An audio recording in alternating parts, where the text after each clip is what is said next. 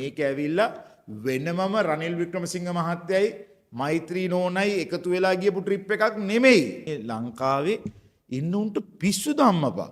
මේ නඩුවක් අල්ලගෙන දුවන්නේ මේ රටේ රාජ්‍ය මම හිතන්නේ ලෝකෙවත් කොහෙවත් මෙහෙම අසාධාරණයකට මෙහෙම රාජ්‍ය නායකයෙක් පත් කරලා තියෙන ආණ්ඩුව කොහොමද දැන් නාගනිමින් පවතිනවා. විශාල නාගිනීමක් නාගෙන යනවා.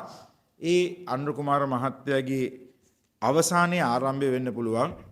දවස්වල කතා බහට ලක් වෙන හිටපු ජනාධිපති 8 වෙනි විධායක ජනාධිපතිතුමාගේ ලන්ඩන් සංචාරයේ සම්බන්ධයෙන් දිගින් දිගටම මේ සම්බන්ධයෙන් ප්‍රකාශ කරා. මේකේ ආරාධනාවක් තිබ්බා. මම හිතන ඔබතුමාලා ගොඩක් ලාට දකින්න ඇති මේ ආරාධනා පත්‍රය තිබුණා. මේ ආරාධනා පත්‍රය මම දැක සමාජ ජාල ඇස්සේ සමහර ඒවාල තිබුණා. මේකේ පිටිපස්ස පැත්තේ කන්න දීපු එකක් තියෙනවා. ලක්ෂ කෝටි ගාණක් වියදම් කරලා ගියපු කට්ටියට මේ ආරාධනා පත්‍රය හම්බුන්නේ නැහැ කියන එක හරිම පුදුමයක්.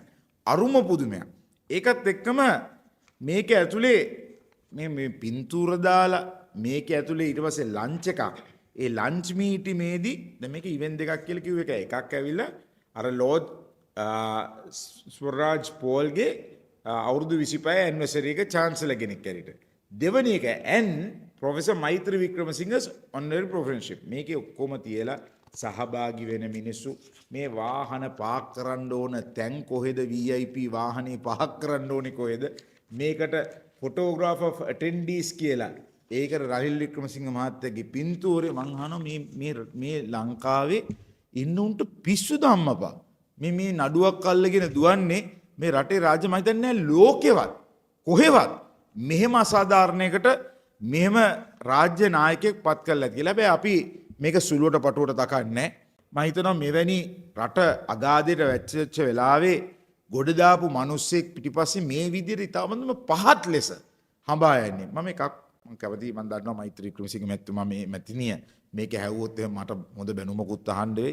හැබැයි ඔබතුමාලා දන්නවා තුමිය අගමැතිවරයෙක්ගේ බිරිඳක් හැටියටවත්, විපක්ෂ නායකවරයෙක්ගේ බිරිඳක් හැටියටවත්, දේශපාලඥයෙක්ගේ බිරිඳක් හැටියටවත් MSD කෙනෙක්වත් පාවිච්චි කරපු නැති කෙනෙක්. තමන්ගේ නිසාන් මාත් පොඩි කාර් එකක වැඩට ගියපු කෙනෙක්. එතුමිය බොහෝ වෙලාවට ඔය අසනීප වෙන්න ඉස්සෙල්ලා වාහනේ පැදවගෙන විශ්වවිද්‍යාලයට ගිය කෙනෙක්. කවදාවත් රජයේ මුදල් ගන්න නෙමෙයි. මේක ඇත්තටම නොතේරෙන මිනිසුන්ට කියන්න ඕනේ මේක ඇවිල්ලා වෙනමම රනිල් වික්‍රමසිංහ මහත්තයයි මෛත්‍රී නෝනයි එකතු වෙලා ගියපු ට්‍රිප් එකක් නෙමෙයි.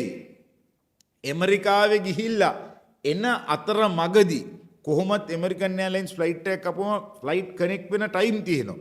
දවසක නිවාඩුවක් තිබුණා. ඉතින් ඒක හරියට බැලන්ස් කරලා මේ උත්සවයටත් සහභාගී වුණා. අනිත් එක මේ ජනාධිපතිවරයා ඒකේ ලන්ච් එකේ ලන්ච් මීටිමේ ජනාධිපතිවරයාටත් කතාවක් තිබිලා තියෙනවා. ඒතර ජනාධිපතිතුමා කොහෙ ගියත් টয়ලට් එකට ගියත් මම ඒකයි කිව්වේ ඒ යන්නේ මේ ජනාධිපතිවරයා අපේ টয়ලට් එකට ආවේ කියලා කියන්න ඕන. හරි අපි ගෙදරක වාහන යන ගමන් හදිස්සියට බැස්සොත් එමේ ජනාධිපති යටියට මට පේනවා මේක තනිකර දේශපාලන ක්‍රමයකට යන්නේ. හැබැයි මම හිතනවා මේ ආණ්ඩුව කොහොමද දැන් නාගනිමින් පවතිනවා. විශාල නාගිනීමක් නාගෙන යනවා.